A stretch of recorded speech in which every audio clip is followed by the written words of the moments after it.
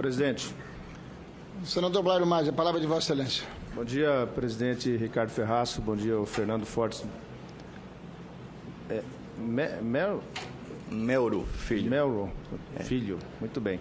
Eu vou fazer uma pequena contestação.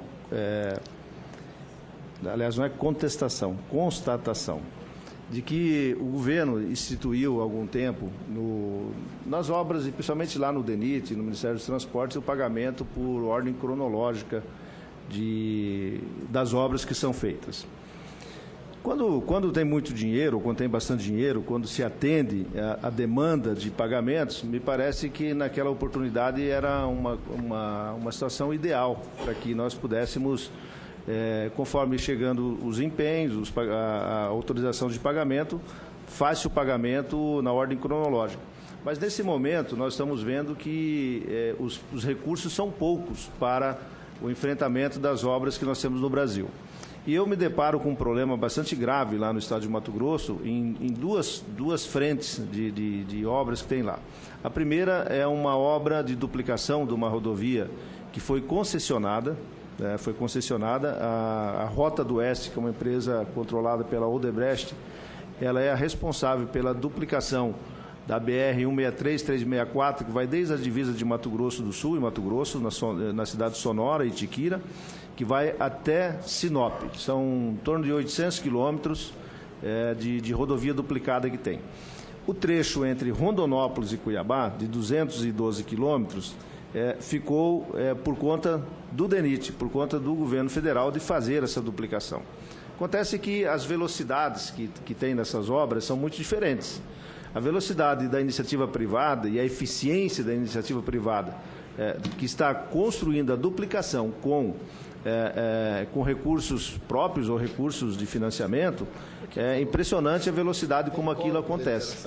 Já nos trechos, no trecho entre Rondonópolis e Cuiabá, que temos 13 empresas que estão ali colocadas, elas não conseguem mais tocar as suas atividades, porque além de ter, vão produzir, depois vão medir, depois vai empenhar, depois vai vir a ordem de pagamento. Quando chega a ordem de pagamento aqui no DENIT, ela entra na fila.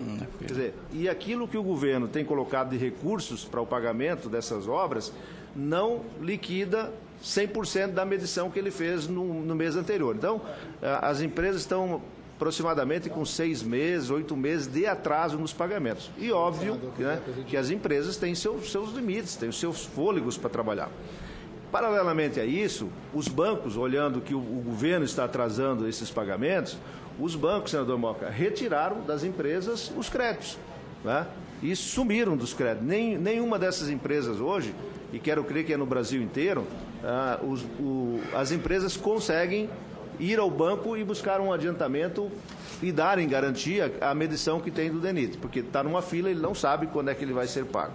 Então, é uma situação muito complicada.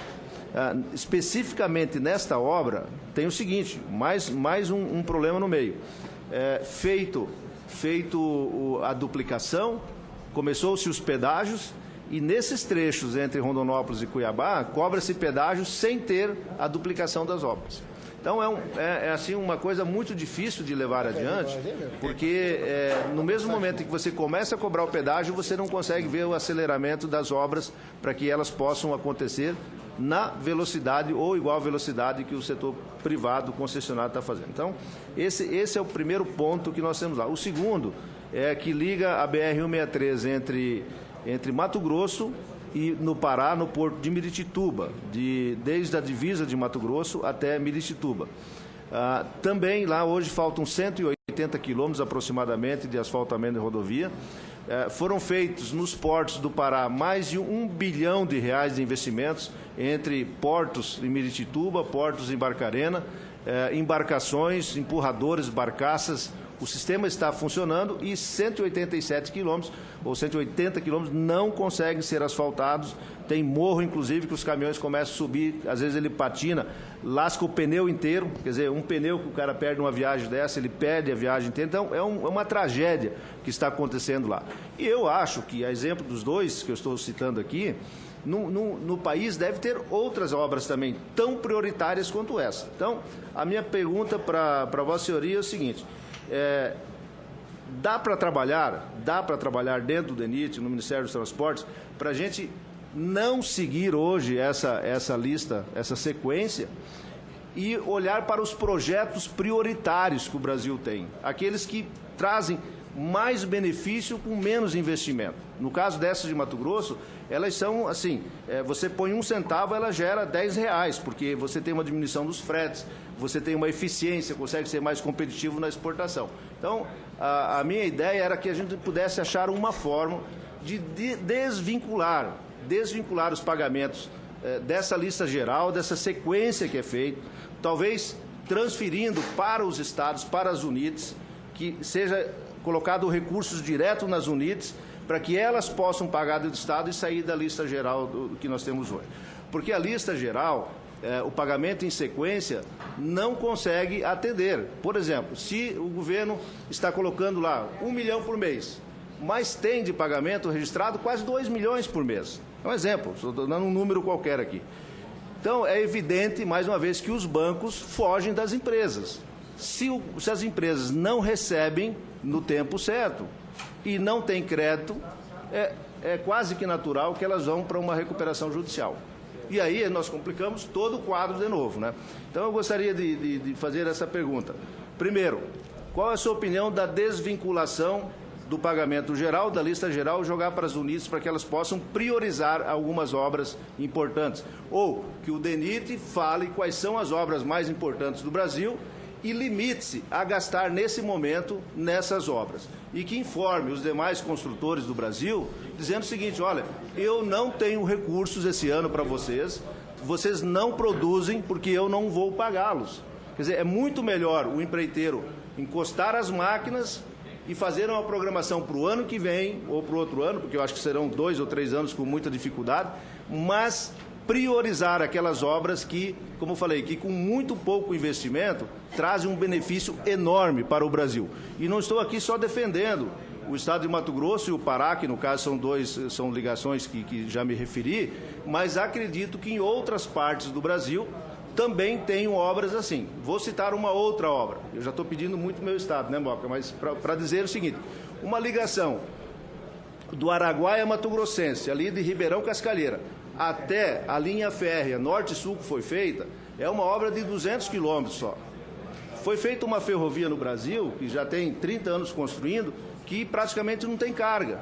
E nós, do outro lado do Mato Grosso, no Araguaia e todo o Mato Grosso, temos uma carga enorme e não conseguimos acessar essas ferrovias. Então, essa é a nossa luta permanente no estado do Mato Grosso, de poder fazer essas ligações, fazer com que pequenas obras, com pouco investimento, se tenha uma lucratividade e um movimento bastante grande. Então, a minha pergunta específica, além de fazer esse histórico, é: como Vossa Senhoria vê a possibilidade de nós desvincularmos os pagamentos dessas obras importantes que devem ser definidas pelo DENIT e pelas UNITs, de que elas teriam prioridade no pagamento? Eu sei que na lista geral, na sequência, não é possível, né? Tem uma legislação, mas é possível, no meu entendimento, a transferência de recursos específicos para a UNIT, por exemplo, de Mato Grosso, para que ela possa ir lá fazer o pagamento dessas empresas, para que elas não parem obras tão importantes quanto nós julgamos que sejam.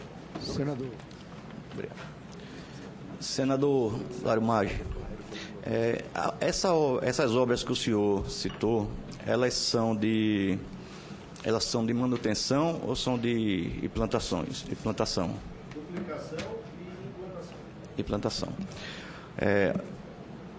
Na minha cabeça, o que eu estou pensando chegando ao DENIT, era priorizar inicialmente as obras de manutenção rodoviárias, junto com os outros diretores, a gente conversar sobre esse tema, porque em todo o Brasil a gente não pode ficar com a estrada em péssimas condições. Então a gente teria, a prioridade seria a obra de manutenção, tá?